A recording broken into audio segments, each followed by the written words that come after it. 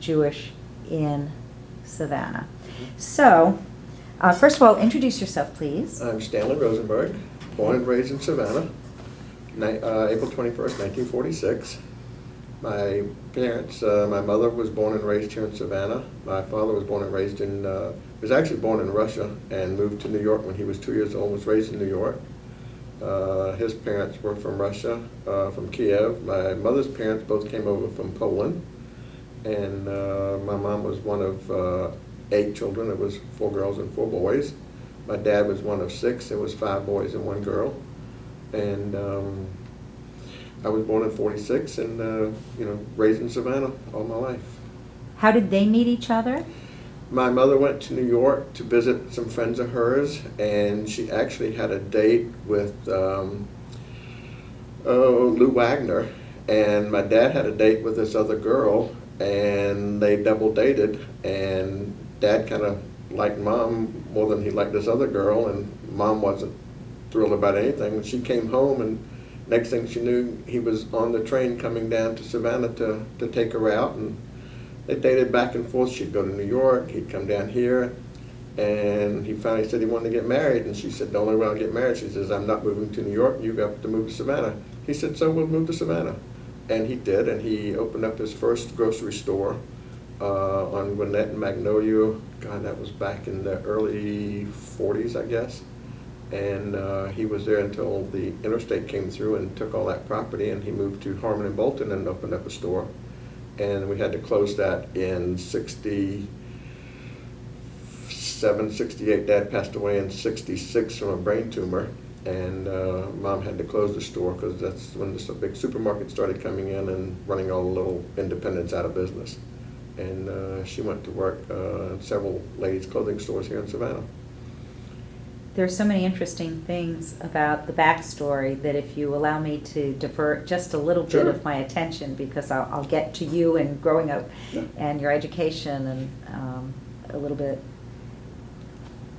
I know with people that I talk to that grew up here in the 20s and 30s, and they had community dances and other ways to get children to meet each other, and I believe the JEA was actually significant in that.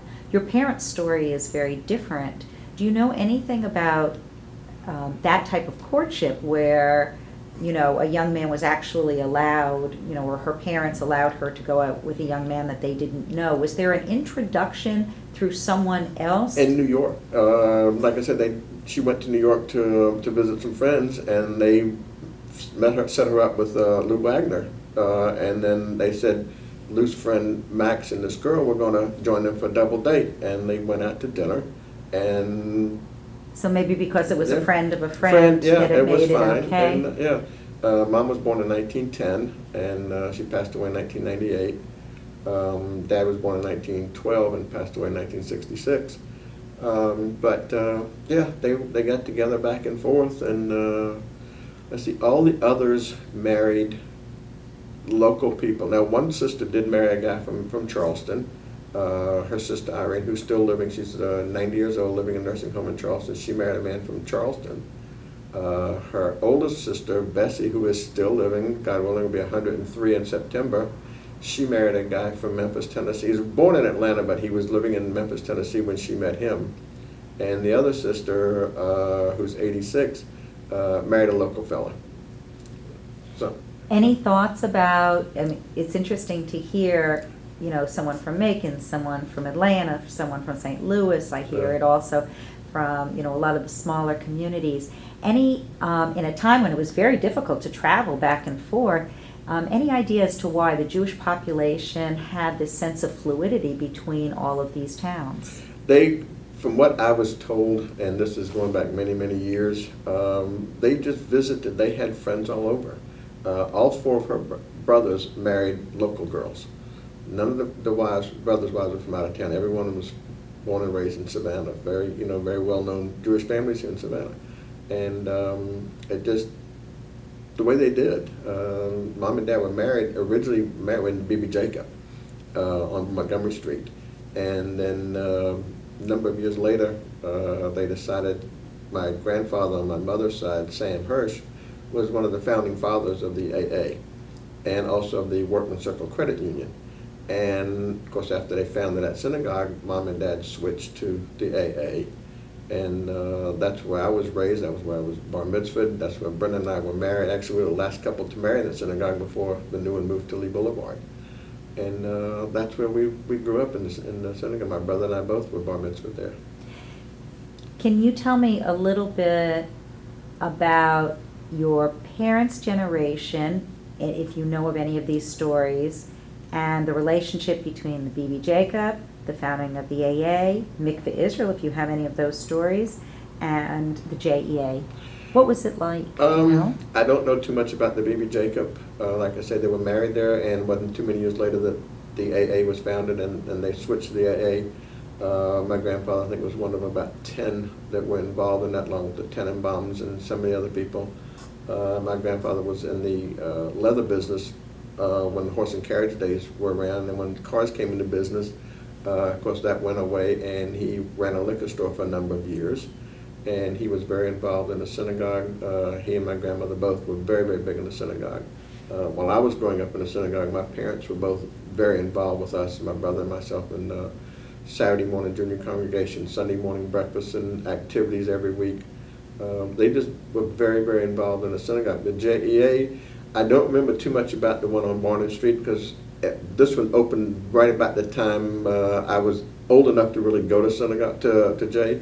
And this is where we grew up here. And this was our home away from home. We were either at home, synagogue, or here at the J.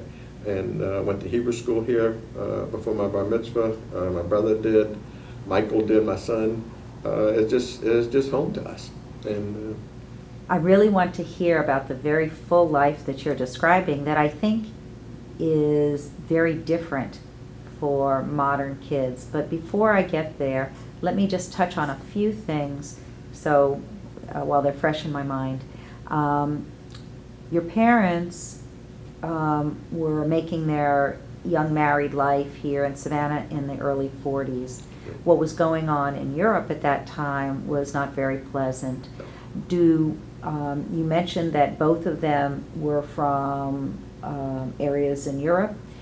Did they have family that was left behind, either in Poland or Kiev? my grandfather on my mother's side, Sam, had one sister that when they immigrated to the United States, it was my grandfather and a sister that immigrated, and the rest of the family was pretty much annihilated in the Holocaust. There was one sister and his mother. His mother was very, very old and was not able to travel across the ocean, so the one sister stayed in Poland with her, and they both eventually died in Poland. My parents, my dad's parents, it's a strange story with that. My grandmother married, her husband's name was Harry Teal, and her maiden name was Rosenberg. And when they got ready to leave Russia, she had a couple of kids, and Dad was 2 years old, and they were only not allowing any spouses, male spouses, to leave the country. So what she did is she told the immigration people that Harry was her brother and not her husband, and that's how he was able to get out with her to help her with the children coming to America. So the name Rosenberg is what got put on the papers, and that's how it became Rosenberg instead of Teal. It should have been Teal, but it's Rosenberg because of that situation at that time in Russia.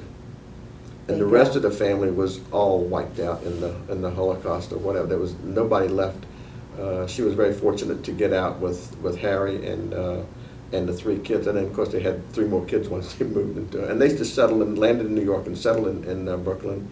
Knew nobody, came over with nothing, and just decided to stay in New York. Did not want to leave, and that's where there's one brother still living in Michigan. I mean, if they got into the United States, they were very fortunate because quotas did not allow a lot of people to come in. Right. Have you ever heard of family members that really wanted to come and could not get in because the United States had limited there was quotas? nobody left.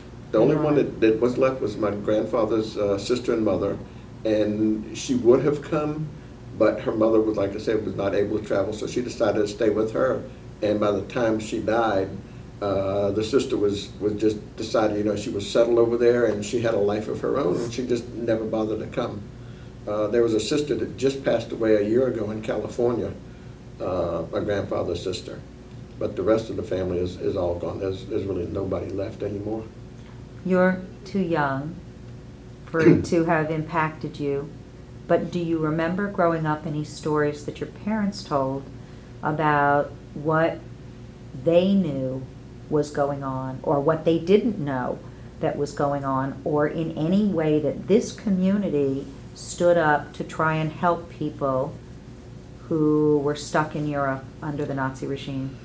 No, my grandmother on my mom's side was born in Savannah. Her family was from Poland, and she immigrated here when she was an infant. She was in Itzkowitz. And there are a number of Itzkowitzes here in Savannah that are somewhat related through marriages and all. But there was not a whole lot of talk back then about, because it was just very difficult for them to talk about what was left behind in Poland. And they came over, I think, like 1904, 1905, 1906, something like that. And my mom, like I said, was the oldest. She was the first born in 1910. And then they had, 7 more after that.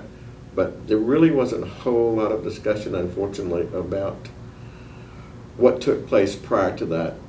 My dad didn't really know too much because he came when he was 2 years old. All he remembered was growing up in New York. My grandparents in New York, unfortunately, I never really got to know them that well. We only saw them 2 or 3 times. My grandfather passed away when I was 8 years old. I met him one time. My grandmother would come down every couple of years with her daughter for Passover, but she just didn't want to discuss anything. It was just, to her, it was just reliving a nightmare, and she wouldn't talk about it. So there really wasn't a whole lot. Like I said, Dad didn't know anything because he came over it too, and Mom's side just didn't have a whole lot of discussion about it. I wish there had been more information available to us, but we just can't find it, just don't have anything. It might seem strange to children nowadays that family members grew up so far away and did not get to meet at a regular basis. Right. And so as part of this exhibit, we'll try and remind people that there were no access to telephones, and there really was not access to, there was radio, but there wasn't television. TV, no. And, that there might have been air flight, but only for the wealthy. So in general, how did your family traverse back and forth between the north and trains. the south? By train. Took trains, yeah. Back then the trains were running regular. They were very, very inexpensive. Like I said, flights were really reserved for the well-to-do. And but Dad and Mom back and forth on the trains. My aunt that met her husband in Memphis back and forth on the trains. Everybody took trains back then. Most of them didn't drive back then. They only had one car, and with 8 children. My grandmother never learned how to drive. She never wanted to. And the one car was for 8 kids. Nobody could take it and go out of town. So they go anywhere. They had to take the train. There were no buses at that time. There was no Greyhound bus or Trailways at that time. So the train was really the only way to travel. The next thing that's historically significant for the Jewish population, of course, is the founding of the State of Israel in 1948.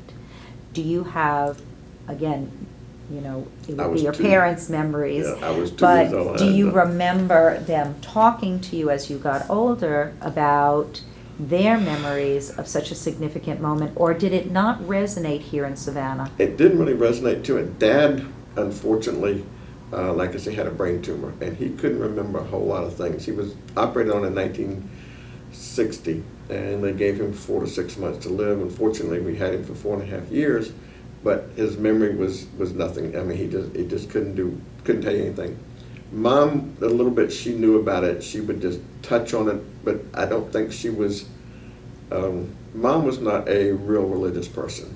My dad was not real religious, but they did go to synagogue all the time. My dad wouldn't keep a kosher home, but he wouldn't allow any pork or anything like that into the house.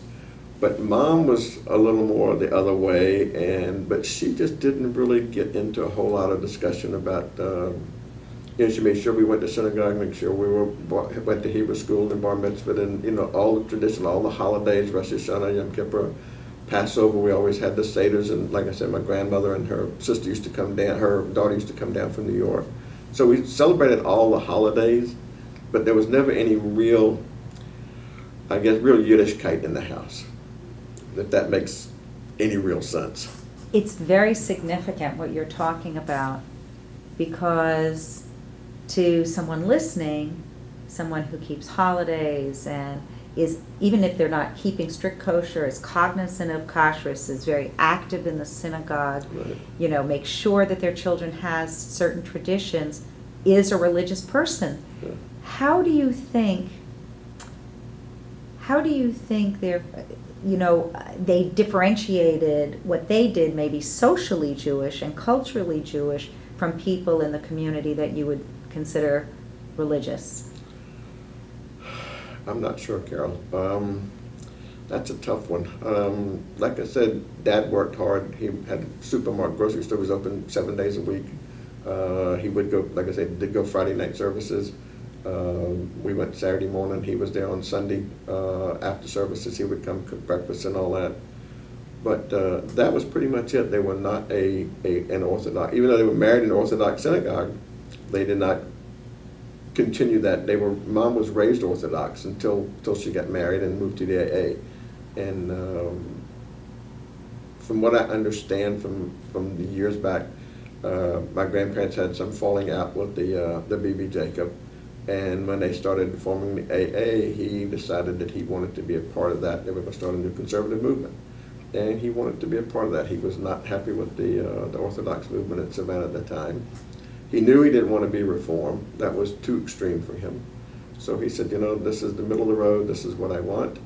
And from what I can remember of him, he would go Friday night services with us sometime until he got sick in '51. He had to have a kidney removed. And back then, you know, they didn't really know a whole lot about it. He'd lived 3 years with the one kidney, but it finally took him in '54. And of course, grandmother was really never quite the same after that. I mean, and then she died in '66. She actually died 4.5 months before my dad did. My mom lost her mother and her husband in 4.5 months. Mm. So, but there was not a whole lot of talk, unfortunately, at that time about that. I wish Mom was here to give us more information, but. What is amazing is that maybe it redefines religion or what's religious, but in fact, everything you say leads to the fact that they were not only business people, but maybe they made certain accommodations in their traditions because Right. of business and the need to be successful, or maybe even the need to fit in with their neighbors. But at the same time, they were leaders in the community. Yeah. Because, you know, they were founders, they were active, there was a sense of continuance by making sure that you got the things that you need. And we brought those same traditions and all to our kids. Michael and his family in Charleston are very, even though they joined the Reformed Temple in Charleston, they're very comfortable and very happy there. They were not thrilled with the rabbi, the conservative. It never made them feel welcome.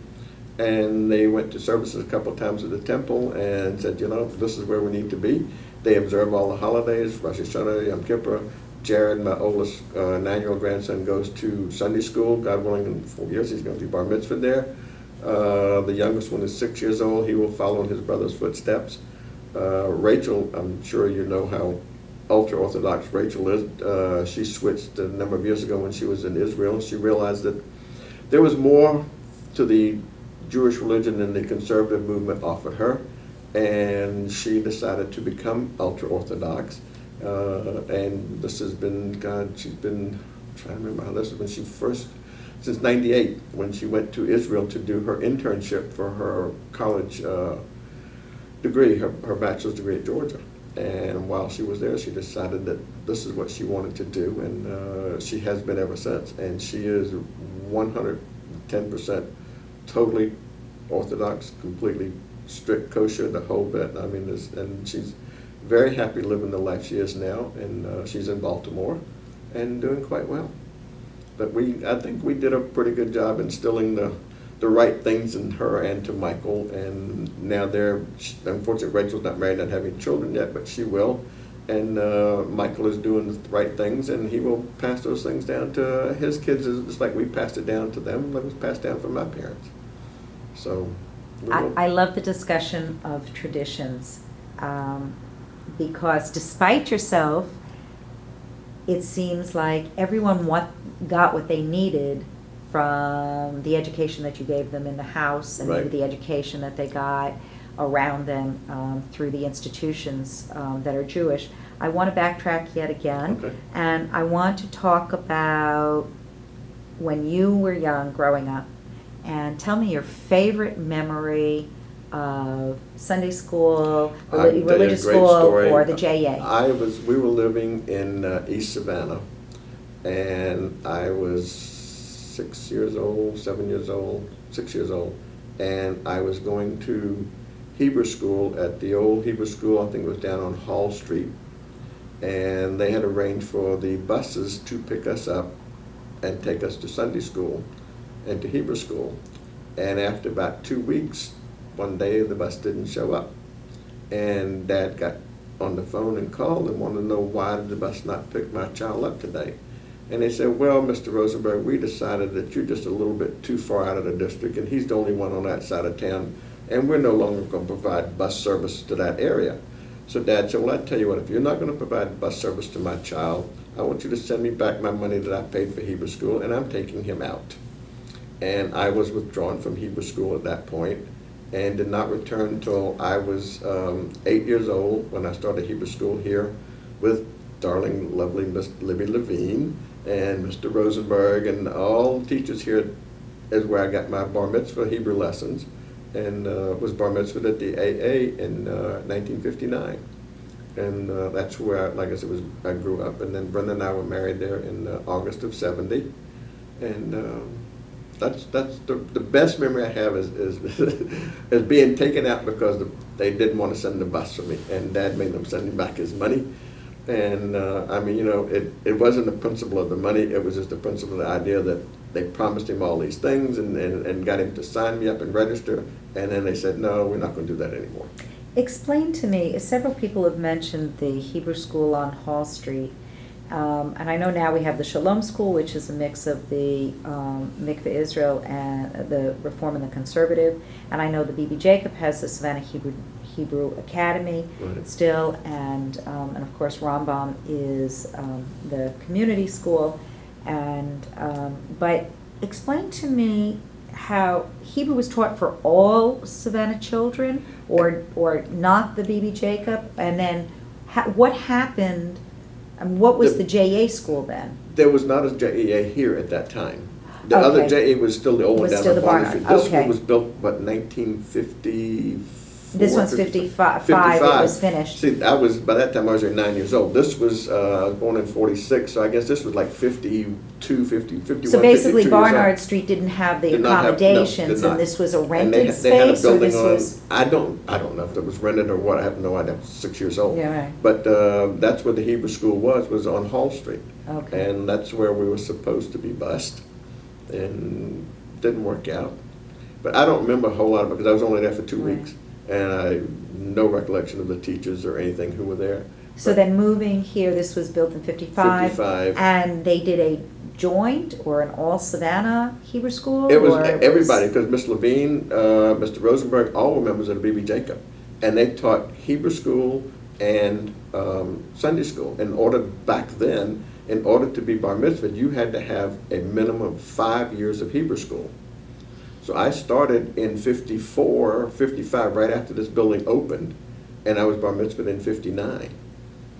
So, I mean, you mentioned Mr. Rosenberg. Did you mean Rabbi Rosenberg? No. Who This the- was Mr. Rosenberg, the little tiny guy that was the president of the Hebrew school here for many, many, many, many years. Sam Rosenberg. No, Rabbi Rosenberg didn't have him. This was Sam Rosenberg. Did you ever know him? Sam Rosenberg was, he was a little small, short guy, really nice, very nice, but boy, he can be tough. Come around with that ruler and pop you in a heartbeat. But he was a wonderful person, and I enjoyed his classes, Miss Levine's class. I'm trying to remember who else There's so long And do you know what ago. grades were you all mixed together, or there were separate grades Oh, for we each? all went the same grade because we all, no, they had different grades for different kids. I mean, I started out when I was 8 years old, and all the bar mitzvah kids we were all 8 years old, and we went to the ninth, to the 10-year-old, 11-year-old, 12, and then we were bar mitzvahed.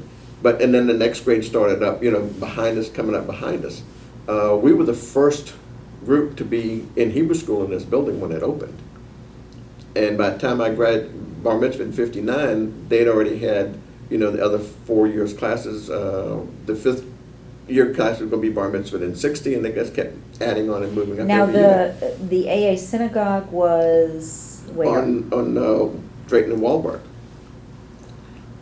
And right then- across the street from Forsyth Park. And then this facility was built in 1970? 1970, like I said, we were the last ones to be married in that synagogue on August 23rd. And then when they got ready to move to the synagogue, to the new building, I was one of the people that carried the Torah from the old building to the new building. That's got to be 3.5 miles, yes? No, we didn't hand carry them. No, Oh. we put them in cars. But I mean, we walked out. I carried one Oh, out okay. into the car. We drove, and then we walked into the new building with them to transfer the Torahs to the new building. It was incredible. That's a beautiful ceremony. They did that when they renovated well- Mikveh Israel, and then they had the Yeah. marching of the Torahs, which was Yeah, just we did wonderful. that. Yeah. And then Midge and Herbie Showcraft were the first ones married in the new synagogue, right after we did. That's my dear heart. Oh, she's a sweetheart. I love Midge. She was the president of Morningstar for over 20 Oh, years. yeah, she did the Savannah Jewish News for so many years. It isn't funny. God. She was Okay. good. At the risk of making me sad, we're going to move on. What is your favorite JEA memory? God, all the dances we used to have for the kids on Saturday nights. I can't remember what they used to call them, but we'd have Danny Kramer was one of the big DJs in Savannah at the time. He's now, I think, in St. Louis. He used to come and be a DJ, and we'd have dances almost every Saturday night. It was just incredible fun times. And the pool in the summertime. I was unfortunately not able to go to summer camps. My parents were just not in a financial position to do that. But I did come to the dances pretty much every Saturday night when they had them. I played basketball at the JEA. I played on the soccer, the softball team, the junior league, and the men's softball team on Sunday afternoons. I just spent. This was, like I said earlier, this was my second home. Were you involved in Boy Scouts? I was in Cub Scouts for a number of years, and when I got into Boy Scouts, unfortunately, we had a scout leader. I will not mention his name. It's a very prominent name in Savannah, and he turned out to be, how should I put this politely? He liked little boys, let's put it that way. And they found out, and they removed him, and they said, well, we'll find somebody else, and they never found anybody anytime after that, so I got out. It was an unfortunate situation I would love to have stayed in, but there was no real Boy Scout troop here. But I was in Scouts for a number of Cub Scouts, and did enjoy that very much.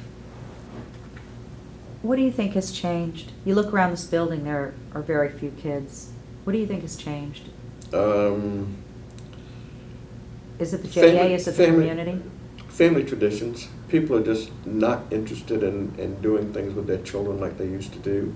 They're too busy doing other things that are, to me, are meaningless. We got a beautiful pool facility out back. We come to the pool on Sunday. If you get 10 people here, that's a crowd. I can remember coming to this pool on Sundays. There'd be hundreds of people, kids packed in this pool.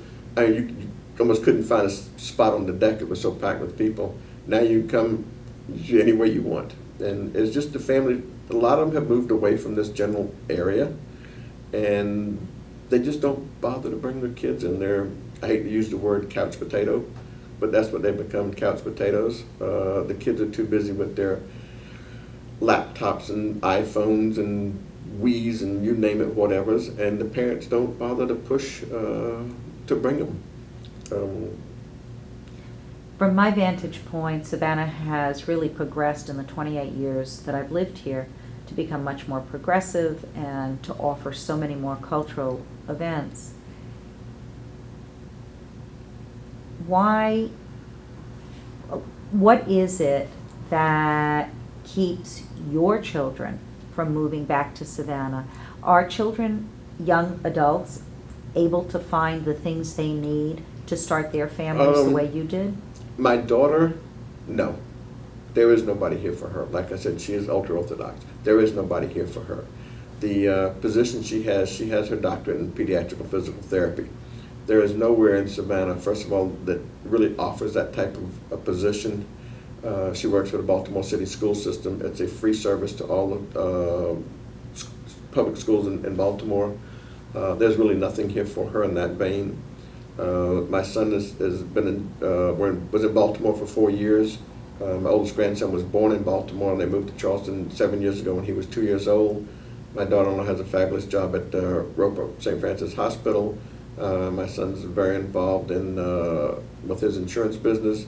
Jared is very involved with Cub Scouts. Like I said, they're very involved with the temple and the services that take the kids to JCC.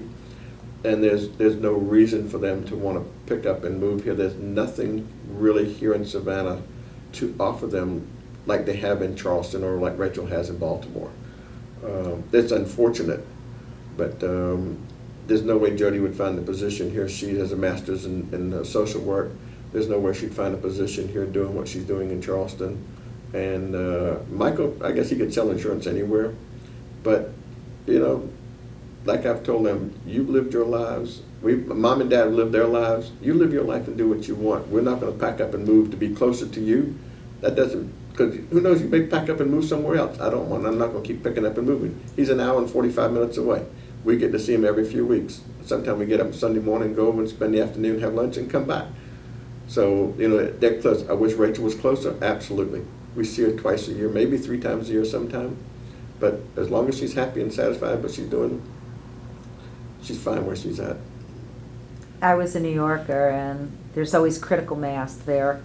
I mean, even without trying, you open your doors to a restaurant and there are 100 people that are waiting to get in, Right. even if it's not particularly good.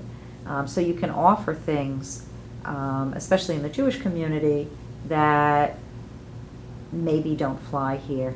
Are there compromises you think you made either as a young man or now as a more mature man that Savannah Jewishly has not been able to provide? For me, no. I've been very, very happy with the Jewish life in Savannah. We did move away to Atlanta in '81. I changed jobs, and we were there for 4.5 years. Unfortunately, the nearest synagogue was over an hour away from us, from where we lived. I was working 5.5, 6 days a week. I think the only time we went to services when we lived in Atlanta was for Rosh Hashanah and Yom Kippur. Rosh Hashanah, we always came home to be with family here because we had no family in Atlanta. We had a number of friends. Most of them were not Jewish in the neighborhood and the area where we lived. Yom Kippur, we went to the AA synagogue downtown for Kol Nidre, and then for Yom Kippur services. But we'd go home and we were by ourselves, just us and the 2 kids. But to me in Savannah, I had everything. I still have everything that I need to satisfy my Jewishness and my religious beliefs. We're members of the AA synagogue, and like I said, I was pretty much born and raised in that synagogue, and to me that's home. That's home. Someone sent me a picture of confirmation at the AA. Do you remember a time when people were confirmed, not just bar mitzvah? And do you remember girls of your era being bat mitzvah? No, I don't remember girls. I remember girls being confirmed. One thing I can tell you about bat mitzvah, when it's kind of tough. When Rabbi Potak of Shalom first came to Savannah, he met with my wife and my daughter and asked if Rachel had ever been bat mitzvah. And Rachel said no. And he said, would you like to be? And she said yes. And he started working with her, and then unfortunately he passed away. And for several years she really lost interest until Rabbi Walkoff came. And he got together with Rachel and Brenda one day and offered to do a joint bat mitzvah. Rachel and Brenda read the Torah portions and all. Michael and I shared the Haftorah. Wow, that's getting a little emotional. I'm sorry. They were the first mother-daughter joint bat mitzvah in Savannah, thanks to Rabbi Walkoff and Bruce Siegel. Bruce Siegel, yeah. NBD was his trademark, no big deal. He was fabulous. He taught them to read the Hebrew, the Trump and everything without the vowels and all. And like I say, Michael and I shared the Haftorah. Michael was living in Athens at the time. He learned his portion, I learned my portion, and it came together beautifully. But back those days, girls were confirmed, boys were bar mitzvah. I don't ever remember bat mitzvah back in those days. It never occurred to me. I'm very familiar with the customs at Mikveh. I belong to all three, but very familiar with confirmation service at Mikveh Israel. And when I saw the pictures, I thought, oh, I don't have this picture. And then I realized it was from the AA, but they only sent me one. Do you know if that was customary for many years? Or I don't remember, Carol. I know they did confirmations in the old synagogue. I don't remember how often they did them in the new synagogue. I would assume but I if know they they were did- doing bat mitzvahs, they really... Didn't do. I don't know when they started actual bat mitzvahs, but I know they did confirmations in the old synagogue, and they were done on a Saturday morning too. They were beautiful services. Because like I said, we used to go for services, and then we stayed for junior congregation afterwards. Was Agudath Achim always egalitarian? Yeah. Yeah. So you might not be the right person to ask this question, but a daughter who grew up egalitarian, having the run of any opportunities religiously that she wants, who has an opportunity to read Torah, even after going to Israel and discovering certain beautiful precepts or teachings that inspire her, does she ever talk about things she gave up to become more religious? Rachel, like I said, she was bat mitzvah. Once she became religious, she won't go on the bima anymore. She that's just her. Brenda will go up on the bima, but she has some reservations about it after being bat mitzvah also, even though she's not religious. I mean, she's conservative. She's not Orthodox. Rachel is a lot more content, a lot happier, a lot more satisfied the way she is now. When she went away to Georgia, and I'm sure you did the same thing with your kids, get involved with Hillel, get involved with Hillel. Well, she did, and there was an Orthodox rabbi that came every Shabbos from Atlanta, and Rachel, said, she'd like to go to Hillel, and she said, but I don't want to ride on Shabbos. He said, well, I'll tell you what you do. He said, if you can, on the weekends you're off, you come over here on Friday afternoon, park your car, you'll stay with us, and then after Shabbos on Saturday. And that's what she did the whole 4 years she was at Georgia. Of course, the more she got involved with them, she went to California to an all-girls seminar, and when she got ready to do her internship, she was offered an opportunity to go to Israel and do her internship. She stayed on campus at Neve Yerushalayim University, and she was doing an internship at Hadassah Hospital. She was working on a project to try to help cut down the smoking between the doctors and the nurses in the hospital. Unfortunately, she was on there for 4.5 months, and she didn't get to complete the project, but she was working on that project.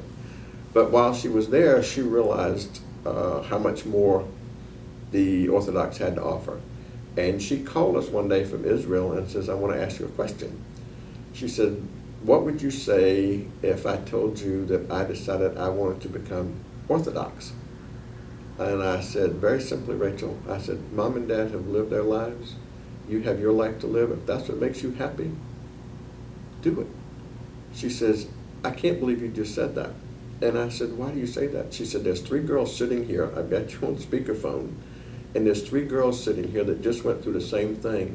And every one of them's family told them, if that's what you decide to do, you're no longer our daughter. And I broke down in tears. Brenda was on the other end and heard the same thing. And she said, now you know, when I come home, I won't be able to eat in your house anymore unless I eat on paper plates. I said, don't worry about that. When she came home, we had gone out and bought her complete set of china, pots and pans, everything, even sponges and towels, everything. So when she comes home, I had a new toaster oven, new toaster, everything. So when she comes home to this day, she's got her own set of everything put away for her, and she can sit down at the table and eat with us and not have to use paper plates or plastic forks and spoons and all that stuff. She was just absolutely, when she walked into that bedroom, she just lost it. She had no idea, we didn't tell her. And she's just she lives with a family in Baltimore that has 10 children. When she was living in Atlanta, she was living with a family that had 3, but the family that she originally got involved with, the rabbi and his wife, kept having. The last we heard, they have 8. But while she was in Atlanta, when she spent 3 years at Georgia State getting her doctorate after she left Athens, and then she got a job in Baltimore after she graduated. So that's the story with Rachel. But no, she doesn't regret anything at all about becoming Orthodox. She's very, very content, very satisfied. She just would like to meet somebody. She's going to be 34 years old in a couple of weeks, and she's ready to settle down and have children and all. Just haven't met the right person yet. But one day, God willing, she will find the right person. And Is there anything, I was so interested in the traditional aspect and the things that you were talking about that I didn't ask about, the family business. I didn't ask about the civil rights movement, even what school you went to. I went to Savannah High School. Savannah High. I graduated in '64. There were 686 in our graduating class. '63 was the first year that Savannah High School and the high schools was integrated. We had 8 black students in our graduating class. That was all that was in the school. They integrated just the senior class that year. My dad's businesses, both his grocery stores, were in 150% black neighborhoods. Wonderful people, very loyal people to him. He was very good to them. He would let them come in and buy things. Mr. Max, I don't have the cash today. That's all right, put it on the bill, I'll pay me next week. Did that for years and years and years. Never had a problem with it. But that was 99% of his business was the black community in Savannah. And they supported him very, very well. And it did very well that way. Did things change for his business or his relationship with his customers after integration and after the civil rights movement? No, because his business, like I said, was in both neighborhoods was predominantly black. And back then they didn't have, Kroger and all that. That just when M&M supermarkets were just starting to open up in Savannah, and they were still very, very loyal to him. And unfortunately, like I say, he got sick in 1960, and he was not able to work anymore. So Mom ran it the best she could, and I would go down and help her on Saturdays when I was not in school. And but no, they were very, very loyal to him through the whole time. And when she made the announcement that she was closing the store, there were a number of people that were quite upset, quite sorry to see her go. But they, understood that she just couldn't keep it up anymore, and the supermarkets were beginning to take over. And what was the name of the store? Rosenberg's Market. Real simple. Both of them were Rosenberg's Market. I've spoken to a lot of people whose family were in the food service industry. Was there something about certain occupations that you think Jews gravitated towards those occupations, or was it just you take opportunity? I think a lot of it, Carol, it was something you did not need a lot of education for. Now, my dad did go to college. He graduated summa cum laude from college with a business degree, and he had the grocery store.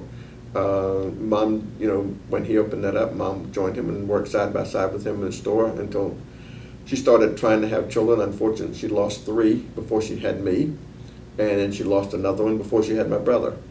So during those years, she didn't spend too much time in the store with him. But after that, she spent literally day by day after day, side by side with him until he got sick, and then she ran it by herself until she just had to give it up. Why do you think relations between Jews and African Americans in general were very good and almost family oriented? Back in those days, everything practically on Broughton Street, every store was owned by Jews. Allen Barry's, Benjamin and Boys, Harris the Hub, Morris Levy's, Asher's, Fines, Globe Shoe Company, you name it, Levy's Department Store, which is now Scat Library. Anything you can practically think of on Benjamin and Boys, anything you can think of on Broughton Street was all Jews. There was nowhere else to shop. There were no malls or anything. People shopped in those stores where the Jews were. The grocery stores, the Bargain Corner was the Rosenzweigs, David's was the Rosenzweigs, M&M was the Malavas, we had Rosenberg. It was all Jews. There was nowhere else to shop. You either shopped there or you had to go out of town. There was nothing else. Did white Anglo-Saxon Protestants and Catholics, did they all shop in your stores, or were there Yes. other places that There were no other shopped? there were no other places to shop. You had Sears. You didn't have Belk. You didn't have Macy's and Steinmart's and all that. You had Sears, the old Sears building on Drayton and on Henry Street. But that was it. But as far as clothing stores and grocery stores and food services and all, it was all Jews. All the restaurants practically. My uncle had a restaurant on Victory Drive, right where Whole Foods is now, for years called the Steakhouse. And people, it was on Victory Drive, everybody going to the beach, coming back from the beach. They'd stop there for lunch or they'd stop there for dinner on their way back. He ran that business for 40 years there on Victory Drive till he retired. Back then, were there any kosher restaurants? The only kosher place in town then was Gottlieb's Delicatessen on Bull Street. The bakery was across the street and the deli was across the way. And that's where we'd go for everything. That's the only place you can get any kosher foods in Savannah back then. So what did you do for like holidays where certain foods Now, were for necessary? the only time we went to Gottlieb's, we didn't really keep kosher, but if we wanted anything, we got it from Gottlieb's. I can remember for years before Passover, my mother and grandmother and I, or my dad would go and sit down with Lucy and make out a list, a mile long of everything you would need for Passover, all the matzahs and the herrings, and even my wife to this day makes her own homemade chopped liver and homemade gefilte fish. Everything is homemade from scratch. She does it, and my mother didn't do it, her mother didn't do it, and my grandmother did. They all made it from scratch. I can remember when I was living with a grandmother on 36th Street, I was 9 years old, 10 years old. I was going to Richard Arnold Junior High. And you could always tell when it was Passover because you get about a block away. Because the whole neighborhood was Jewish. You can smell the horseradish being made, and you'd come home and you'd find knives stabbed into the ground koshering, and you'd come inside and you have the big pots with the water boiling with the bricks in them to kosher them. But the horseradish you can smell blocks away because our whole street from West Broad to Montgomery to Jefferson to Barnard was all Jews. That's where all the Jews lived, was on 30, in that area north of 37th Street between MLK, or what's now MLK was West Broad Street then, and Bull Street, and 37th, and probably around Anderson, Henry Street. That was the whole Jewish neighborhood back then. So you knew when Passover was, before we went to Lucy's to place the order. But they would do all the pickles, the herrings, the sauerkrauts, everything. Everything had to be kosher for Passover for my grandmother. Cottage cheese, sour cream, cream cheese, everything. Never forget those days. I was 8, 9. We moved in with my grandmother when my grandfather passed away in 54. I was 8 years old. And we stayed there until they sold that house in 59 and we moved to 65th Street. And I stayed there until I got married in 70.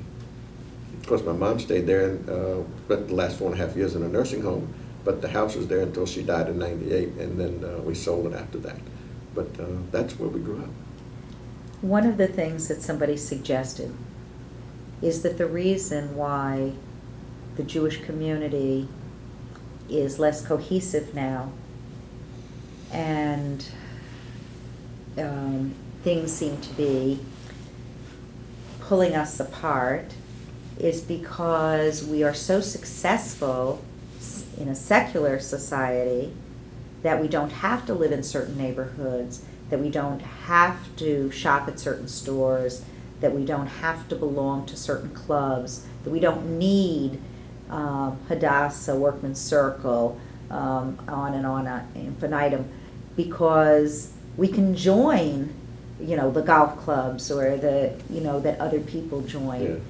Do you think that's the reason for changes in the community that are detrimental to our survival? I think it's detrimental in a way.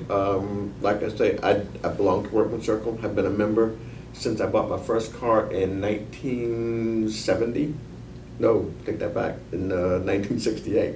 I got married in 70, I bought it in 68. I've been a member of the Workman Circle all these years, still am to this day. Explain about the Workman The Circle. Workman Circle Credit Union, in order to get in, you have to buy 2 shares of stock. I don't have any idea what it is today. Back then, I think it was like $15 a share. I bought 2 shares, and I financed my first car through them. I financed probably 10 or 11 cars through them. I financed my home through them. They're wonderful, fabulous to work for. Very, very great people over there. Chris Multides and his staff are fabulous over there. And I've been, like I said, my grandfather was one of the founding members of the Workman Circle. If you go into the Crystal Beer Parlor on Jefferson Street, there is a big picture of what they call the West Broad Street merchants. There sits my grandfather, because his liquor business was next door to Harry Richmond's pawn shop on West Broad and Wayne. Right where the overpass comes in right now, one of those columns sits where my grandfather's liquor store used to sit. And his picture, all the West Broad Street merchants, almost every one of them are Jewish. All people on West Broad Street at that time were Jewish merchants. Look at the picture behind you. Is that what became the Crystal Beer Parlor? Yes, that's the Crystal Beer Parlor. That's it. That's what became the Crystal Beer Parlor right there. Does someone else have a copy of that picture of the West Side merchants? I have no idea.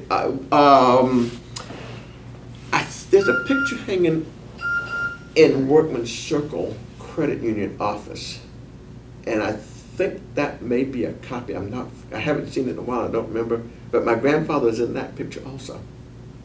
But I don't know if that's just the founding members or not. But the Crystal Beer Parlor has a picture of all the way. I mean, Harry Richmond, Ben Portman, you name them, they were all in that picture. There's a lot of some of them that were obviously not Jewish, but what was that? The old I can't think of the name of it right now. Yaakov and Yaakov, all Jews. This was back in probably the 40s, I guess, maybe 40s, early 40s when that picture was taken. But my grandfather was right there in that picture. And every time I go to Crystal Beer Parlor, I stop and look at that picture. We've talked about a lot. Is there anything I didn't ask you about your relationship to the Jewish community, growing up Jewish in a small southern town, the Jews' relationship to their neighbors, their non-Jewish neighbors, that we just didn't talk about that you'd like to mention? It was always instilled in me by my parents, and I did the same thing with my kids. When you started dating, you don't date out of the religion. I'll never forget when my son was a junior in high school, and never said a word until about 3 days. He came and said, "By the way, Dad, I'm going to need you to lend me some money." He was driving at that time. He said, "I'm taking this girl to my junior prom." I said, "Really?" I said, "I didn't know you were going to the prom." He said, "Yes." And I said, "Who is she?" And I don't remember her name, but obviously she was not Jewish. And he said, "Michael, you know what my rule is?"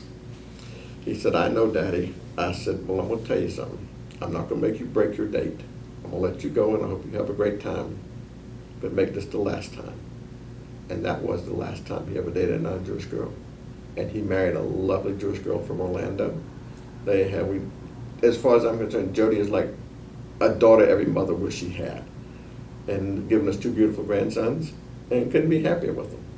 But that was always instilled in me. I never dated a non-Jewish girl. Actually, I only dated 3 girls before I started going out with Brenda. And one of them I was dating, and after my dad died, she didn't like the idea that I couldn't watch TV or listen to music for 11 months. So she said, "I don't think we need to go out anymore." And I said, "If that's the way you feel, then I really don't want to be involved with you." And 2 other girls, I just casual dates, nothing real serious, until I met Brenda. And that was strange. We started dating in December, were engaged in March, and married in August. Fantastic. So that's happy early anniversary. Thank you. On August 23rd. 44 years. 44 years, 23rd of August. Absolutely.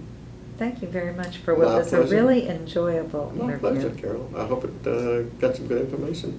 Wonderful. Thank you so much. Oh, you're welcome.